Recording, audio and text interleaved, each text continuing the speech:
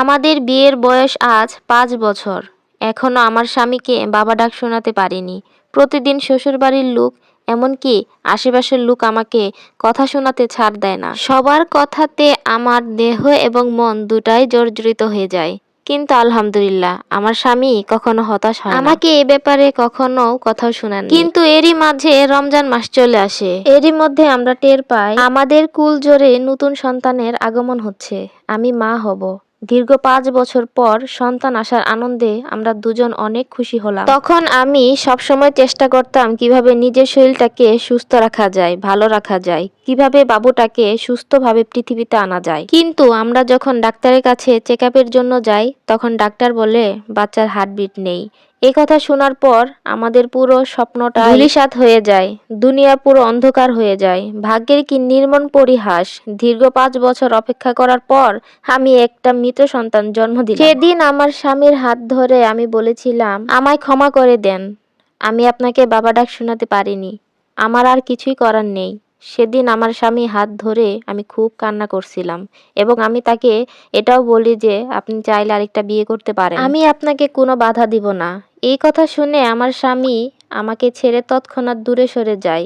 যাওয়ার পরে দেখলাম আমার স্বামী আমার জন্য একটা সোনার আংটি নিয়ে আসছে এবং পরম যত্নে আমাকে খুব সুন্দর করে তা পরিয়ে দেয়। বাবু আসার উপলক্ষে গিফট হিসাবে সেটা আগেই কিনেছিলেন। আর আমার স্বামীর একটাই কথা, সন্তান থাকুক আর নাই থাকুক, তুমি তো মা হয়েছ, আমি তো হয়েছি বাবা। এটা আমাদের দুজনের জন্য অনেক। কে বলেছে আমরা সব হারিয়েছি? আল্লাহ দিয়েছেন এবং আল্লাহ নিয়েছেন। আল্লাহ ফয়সালার উপর আমরা সন্তুষ্ট। আলহামদুলিল্লাহ, তুমি ভেঙে পড়ো না, সবসময় আমি তোমার পাশে আছি এবং কি থাকবো, এই বলে আমাকে জড়িয়ে ধরল। এরই মাঝে প্রায় ২ থেকে ৩ বছর আমাদের ভালোই কাটলো। এই ২-৩ বছর আমরা ডক্টরের চেক আপেই ছিলাম। স্বনামধন্য একটা ডাক্তারের চেম্বারে আমরা দুজন গিয়ে বসলাম। এতদিন যে চেক আপ করছিলাম, ওই রিপোর্টগুলো আমাদের হাতে আসছে। ওই রিপোর্ট দেখে ডাক্তার আজকে একটা সিদ্ধান্ত দিবেন। আমাদের বিয়ের প্রায় ৯ বছর, এর মধ্যে একবার মা হওয়ার স্বাদ পেয়েছিলাম। এরই মধ্যে ডাক্তার সবগুলো রিপোর্ট দেখে বলল, আমি আর কোনোদিন মা হতে পারবো না।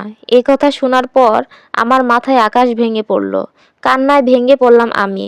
আমার স্বামী আমার হাতটা শক্ত করে ধরল।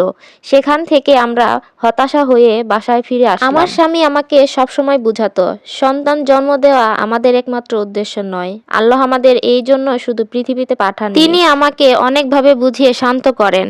আল্লাহর কাছে সন্তুষ্ট জানাই, কারণ এত ভালো মনের মানুষ আমাকে উপহার দিয়েছেন, যিনি আমার মুখের দিকে তাকিয়ে সবকিছু মেনে নিয়েছেন। আলহামদুলিল্লাহ, সবাই আমাদের জন্য দোয়া করবেন, আমরা যেন বাকিটা জীবন সুন্দরভাবে হাসি খুশিতে কাটাতে পারি। আর আমি এখনো আল্লাহর উপর ভরসা রাখি। আল্লাহ চাইলে সব পারেন। মা হওয়ার ক্ষমতা হয়তো আল্লাহ আমাকে দেননি, কিন্তু একজন ভালো স্ত্রী হওয়ার ক্ষমতা অবশ্যই আল্লাহ তাআলা দিয়েছেন। আমি ওই সকল ভাই ও বোনদেরকে বলি, সন্তান না হওয়া আর সন্তান হওয়া এটা সম্পূর্ণই আল্লাহ তাআলার উপর, আল্লাহ তাআলার হাতে। এটা আমাদের কোনো ধৈর্য ধরে আল্লাহ তাআলার কাছে চাইলে আল্লাহ তাআলা সবকিছু পূরণ করে দেন ইনশাআল্লাহ। আল্লাহ তাআলা আমাদেরকেও একদিন দিবেন। ধন্যবাদ সবাইকে।